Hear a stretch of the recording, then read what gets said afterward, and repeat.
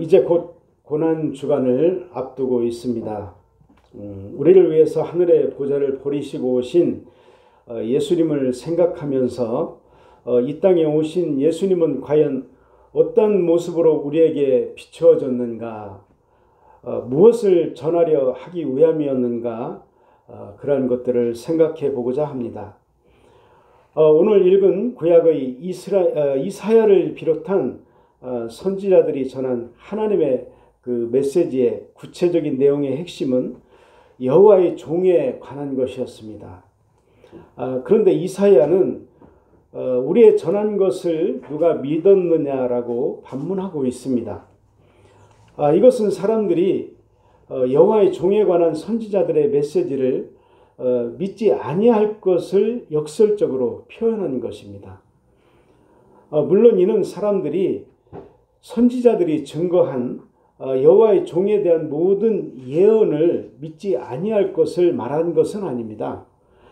물론 이는 사람들이 다만 하나님께서 보내실 여호와의 종이 그들을 구원할 구원자라는 사실을 믿지 아니하게 될 것을 의미하고 있습니다. 그들이 하나님의 말씀을 믿었다면은, 선지자들의 메시지에 귀를 기울였다면은 그들은 그렇게 구원자를 배척하고 또한 그로 인해서 허망하게 멸망하지는 않았었을 것입니다. 결국 우리가 이러한 사실을 통하여 알 수 있는 사실은 무엇입니까? 그렇습니다. 구원은 사람의 생각, 사람의 판단, 사람의 기대와 전혀 다른 방식으로 제시된다는 것입니다. 2절을 보면요, 그는 주 앞에서 자라나기를 연한 순 같고 마른 땅에서 나온 뿌리 같아서 고운 모양도 없고 풍채도 없은즉 우리가 보기에 흠모할 만한 아름다운 것이 없도다, 이렇게 말씀을 하고 있습니다. 이것은 하나님께서 장차 자기 백성의 구원자로 보내실 여호와의 종의 외적인 그러한 풍채에 대한 진술을 말씀하고 있습니다. 한마디로 말해 여호와의 종의 그 외적인 모습은 어떠한 인간적인 매력도 없는, 그야말로 볼품없는 것에 지나지 않는다는 것입니다. 좀 전에 목사님이 아름다운 꽃들을 이렇게 보여주셨는데요, 예수님은 그렇게 아름답고 또한 너무 사랑스러운 그러한 그 형체를 입고 오시지 않으셨다는 말씀인 것입니다. 이러한 모습은 여호와의 종의 육적인 그런 풍채를 인해서 그가 사람들에게 환영을 받기는커녕 배척을 받게 될 것을 말씀을 하고 있습니다. 만약에 그가 많은 사람들에게 흠모할 만한 모습으로 또한 영웅적인 그러한 모습으로 오셨다면은 그는 사람들에게 섬김을 받았을 것이며, 또한 사람들은 그를 그처럼 냉혹하고 잔인하게 십자가에 내어주지도 않았었을 것입니다. 그래서 하나님은 여호와의 종을 불갑을 비천한 종의 모습으로 이 세상에 보내셔서 다른 사람들을 섬기고 그들을 위해서 죽게 하신 것입니다.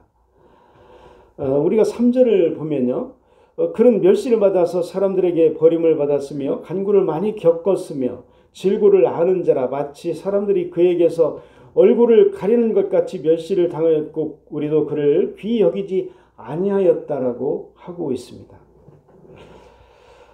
이 말씀을 문자적으로만 보면은 그는 슬픔의 사람이고요, 또한 질병을 아는 자라는 그런 의미가 됩니다. 따라서 본문을 문자적으로 이해할 경우에 여호와의 종, 곧 그리스도가 항상 슬퍼하고 또한 병으로 몸이 쇠약한 상태로 살아갈 것을 의미합니다. 참으로 그리스도는 성육신을 통하여 인간이 되심으로 말미암아 이 예언의 말씀대로 무수한 간고와 고통을 당해야만 했습니다. 태어나실 때부터 누우실 자리가 없어서 짐승의 말 구유에 누우셔야만 했으며, 그가 유대인의 왕으로 나셨다는 그런 소문을 듣고 무차별한 그런 학살을 단행하려는 헤롯의 핍박을 받아서 먼 애굽 땅에까지 피난을 가셔야만 하셨습니다. 그 이후에도 어린 나이에도 불구하고 힘든 노동을 해야 했으며 또한 공생의 사역을 하신 이후로는 줄곧 대적자들로부터 핍박을 받으며 또한 성숙지 못한 제자들과 부딪히며 그리고 훈련시키는 과정에서 무수한 마음의 갈등과 답답함을 느끼셨을 것입니다. 아울러 마지막 십자가에 죽으시기 전에는 제자들에게 배신을 당하고 버림을 당하였습니다. 그렇다면 어째서 이러한 슬픔들을 다 겪으신 것이며 이처럼 수치스럽고 고통스러운 일들을 그리스도께서 다 겪으셔야만 했던 것일까요? 그것은 바로 우리 인생을 몸소 체험하심으로 우리를 위로하시기 위함인 것입니다. 네, 그렇습니다. 그리스도께서는 우리의 슬픔과 고통, 아픔이 무엇인지를 다 알고 계십니다. 그분은 우리에게 필요한 것이 무엇인지 어떻게 위로해야 하는지를 다 아시는 분이신 것입니다.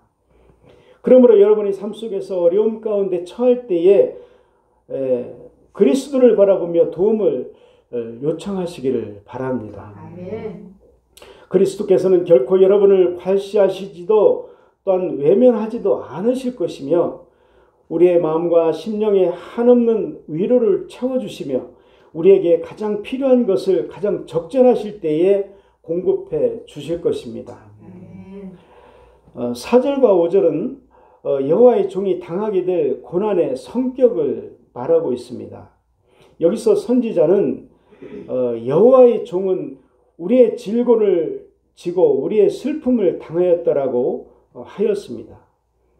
또한 5절에 보면은 그가 찔림은 우리의 허물 때문이요 그가 상함은 우리의 죄악 때문이라 그가 징계를 받음으로 우리가 평화를 누리고 그의 채찍에 맞음으로 우리가 나음을 받았도다라고 말씀을 하고 계십니다. 그렇습니다. 그리스도의 그 종의 고난은 그 자신에게 있지 않았습니다. 그의 고난의 원인은 전적으로 우리 죄인들에게 있었습니다. 11절을 보면은 여호와의 종은 의로운 종으로 언급이 되고 있습니다. 그것은 여호와의 종은 근본 죄가 없음을 확인시켜주는 그러한 표현이라고 할 수가 있습니다. 여기서 우리가 놓치지 말아야 할 사실은 죄에는 형벌과 징계가 따른다는 사실입니다. 그것도 무시무시한 엄정한 형벌이 따른다는 것입니다. 죄인들이 그 당할 형벌과 관련된 그런 표현을 생각해 보십시오. 우리 본문에 대표적으로 찔림, 상함, 채찍 등의 단어들이 소개가 됩니다. 여기서 찔림이라는 표현은 원문상 본래 구멍을 뚫는 것을 표현하는 것으로서 메시아께서 가시 면류관으로 머리에 찔림을 당하고 대못으로 손과 발에 못 박힘을 당하고 창으로 옆구리를 찔리는 등의 고난을 말합니다. 아울러 상함이란 표현은 원문상 단순히 그 피부가 상하는 정도의 의미가 아니라 무수한 구타와 짓밟힘으로 그 피부는 물론이거니와 뼈까지 완전히 으스러질 정도의 상태에 이르는 것을 의미합니다.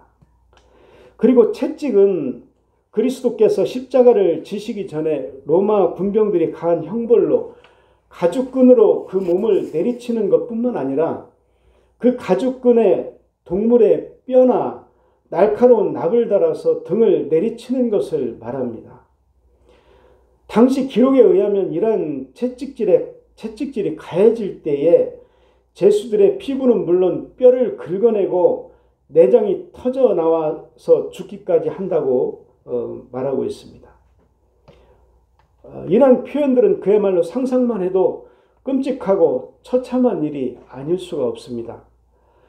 그런데 그 일들을 아무 죄도 없으신 그리스도께서 다 당하신 것입니다. 왜 그가 그 처절한 일을 다 당하셔야만 했습니까? 그것은 우리가 알듯이 바로 우리의 죄악 때문인 것입니다. 여러분, 하나님의 아들이신 예수 그리스도가 겪은 그분이 당하셔야만 했던 그 몸서리치는 그 처절한 고통을 여러분들은 잊지 말아야 합니다. 아멘. 그분이 당한 주먹질, 욕설, 침뱉음, 그분이 당한 채찍질, 매질, 사람들의 짓밟음, 그분이 머리에 씌워진 가시관, 그분의 손과 발에 깊이 박힌 녹슨 대못, 그분의 허리를 찌른 창, 이 모든 것은 물론 그분의 크신 사랑의 증거이지만은 그 이전에 우리가 하나님 앞에 죄를 지은 죄악의 증거이기도 한 것입니다. 곧 죄의 대가가 얼마나 무서운 것인지, 죄가 얼마나 우리 인생을 비참하고 처절하게 만드는 것인지를 증언하는 것입니다. 계시록 21장 8절을 우리 함께 한번 읽어보겠습니다. 그러나 두려워하는 자들과 믿지 아니하는 자들과 흉악하는 자들과 살인자들과 음행하는 자들과 점술가들과 우상 숭배자들과 거짓말하는 모든 자들은 불과 유황으로 타는 못에 던져지리니 이는 둘째 사망이라, 이렇게 말씀하고 계십니다. 성도 여러분, 이를 아신다면 더욱 더 이상 죄와 짝하지 마십시오.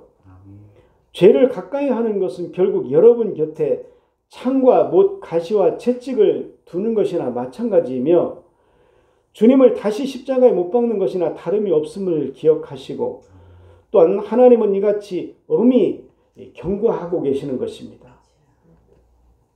예수님은 우리의 허물과 죄를 또한 질고를 지시고 우리의 슬픔을 당한 것이라고 하셨습니다. 그 결과로 우리가 평화를 누리고 나음을 입었다라고 하였습니다.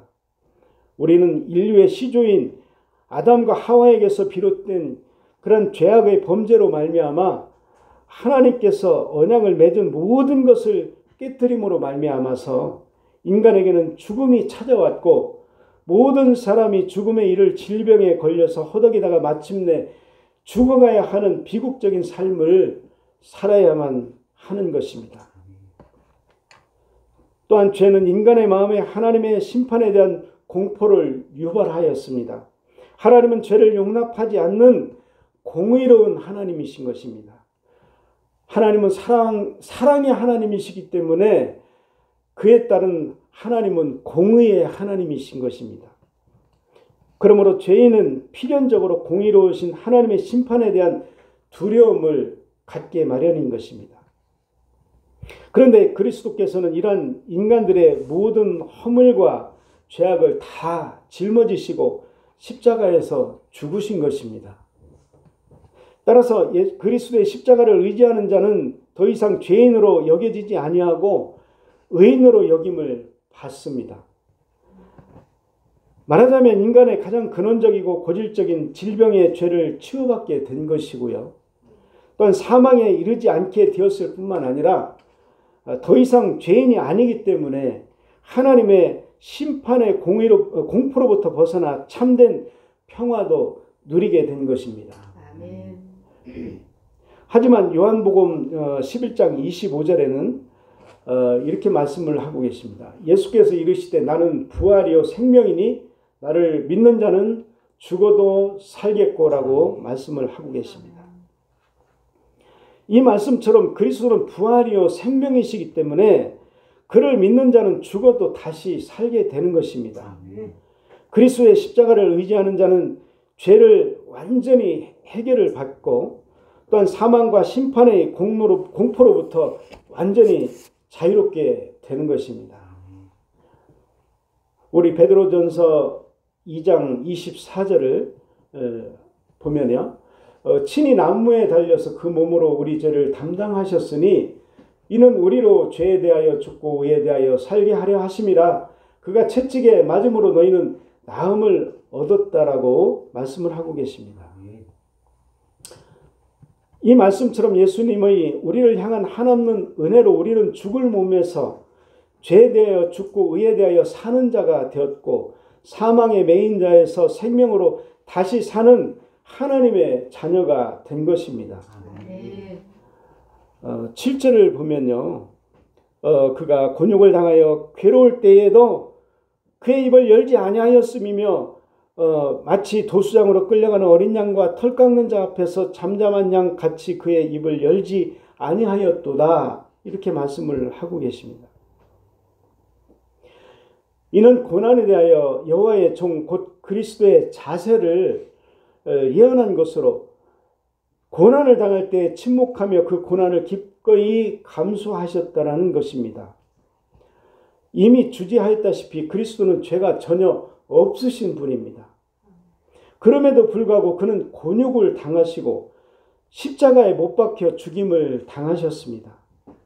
얼마나 많은 모욕과 조롱과 구타와 채찍을 당하셨고 억울함을 당하셨으나 한마디 자신의 억울함을 호소하거나 항의하지 않으시고 이 모든 고난을 묵묵히 받아들이셨습니다. 마치 도수장으로 끌려가는 어린 양이나 또한 털 깎는 자 앞에서 있는 양과 같았습니다.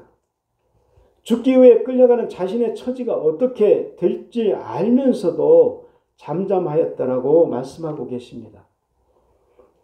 고난을 침묵으로 감내하신 것입니다. 그 이유가 무엇이겠습니까? 그것은 그러한 고통을 통해서만 인류 구원이라는 성부 하나님의 그런 뜻을 이루실 수 있었기 때문인 것입니다.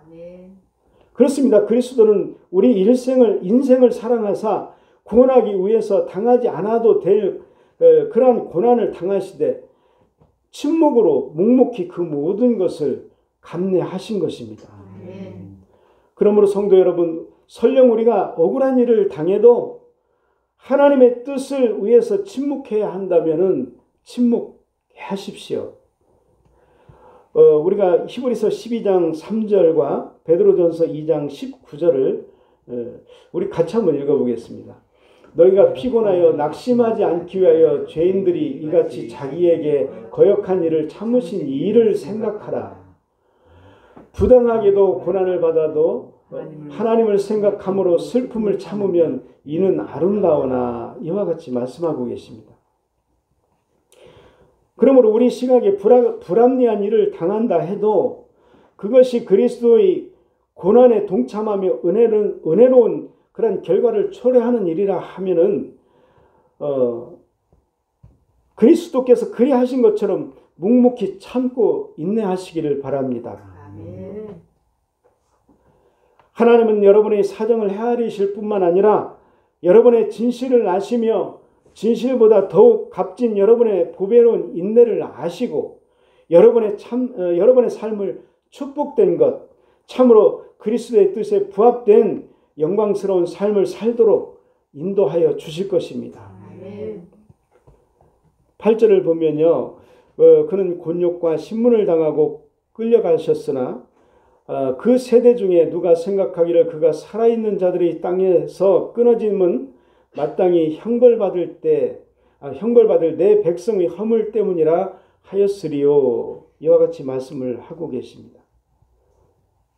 여기서 끊어짐은 죽음을 의미합니다.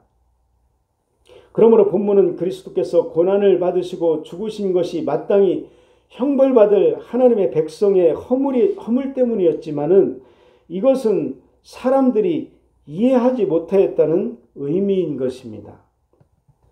이러한 본절의 말씀은 예수님의 공생의 기간 중에 그대로 이어졌습니다. 지금 우리가 보고 있는 말씀은 구약시대 중에 이사야가 예언한 것을 상고하고 있지만은 그 당시의 예언 그대로가 신약시대 예수님의 고난 사건을 그대로 말씀을 하고 있는 것입니다. 또한 예수님의 제자들조차도 깨닫지 못하고 이해하지 못한 사건에 대해서 다른 이들은 오죽했겠습니까?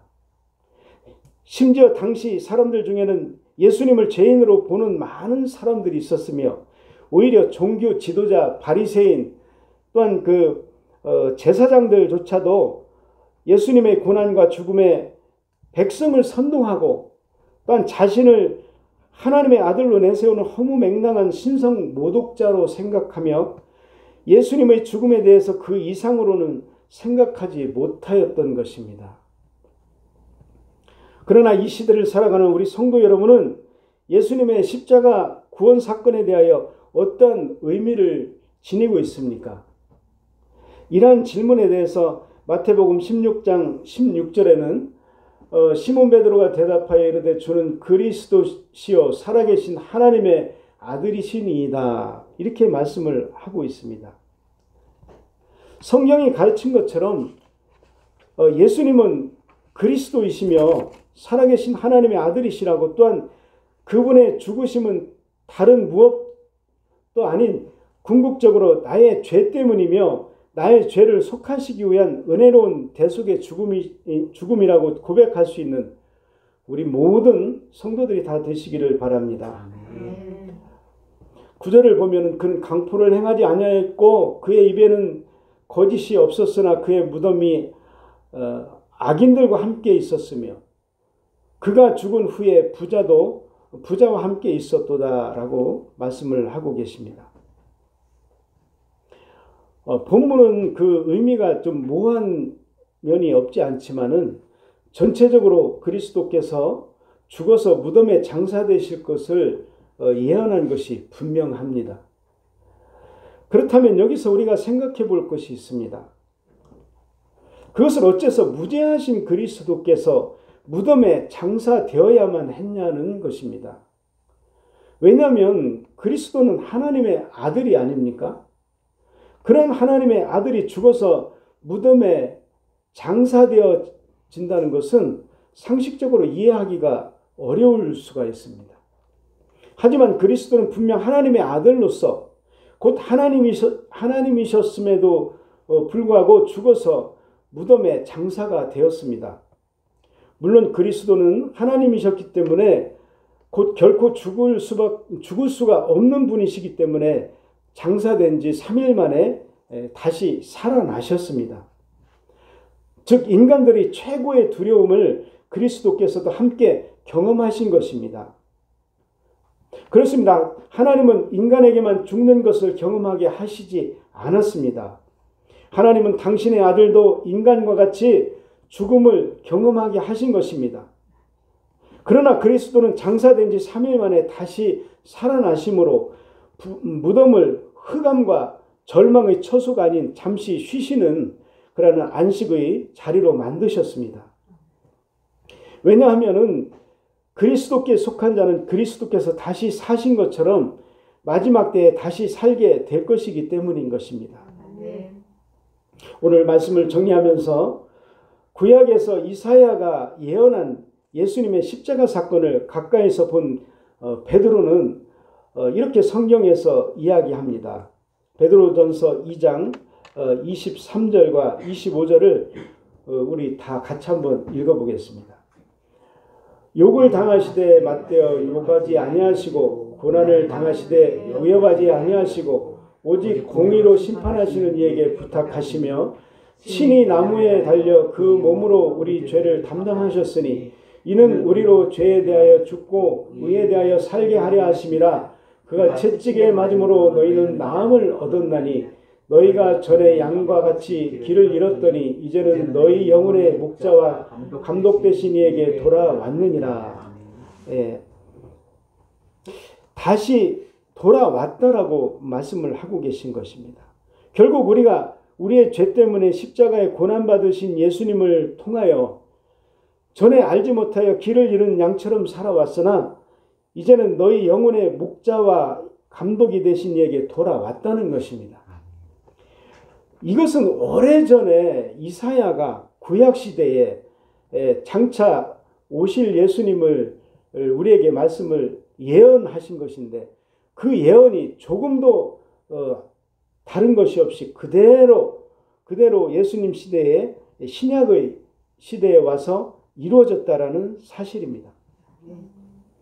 그러므로 여러분은 더 이상 세상 사람들과 같이 죽음과 무덤을 두려워하지 마시기 바랍니다. 장차 들어갈 무덤을 인하여 절망하거나 낙담하지 마시기 바랍니다. 그곳은 부활을 준비하는 곳이고 또한 영원한 천국의 축복에 들어가기 위한 예비처인 것입니다. 무덤은 더 이상 사망과 심판을 응징하는 처소가 아니라 평안한 안식으로 들어가는 통로이기 때문에 그로 인해서 절망과 낙담에 사로잡히지 말고 소망과 위로를 안고 살아가게 될 것입니다. 왜냐하면 데살로니가전서 4장 13절에서 14절에 이렇게 말씀을 하셨기 때문인 것입니다. 형제들아, 자는 자들에 관하여는 너희가 알지 못함을 우리가 원하지 아니하노니 이는 소망 없는 다른 이와 같이 슬퍼하지 않게 하려 하심이라. 우리가 예수께서 죽으셨다가 다시 살아나심을 믿을진데 이와 같이 예수 안에서 자는 자들도 하나님이 그와 함께 데리고 오시리라. 기도하시겠습니다.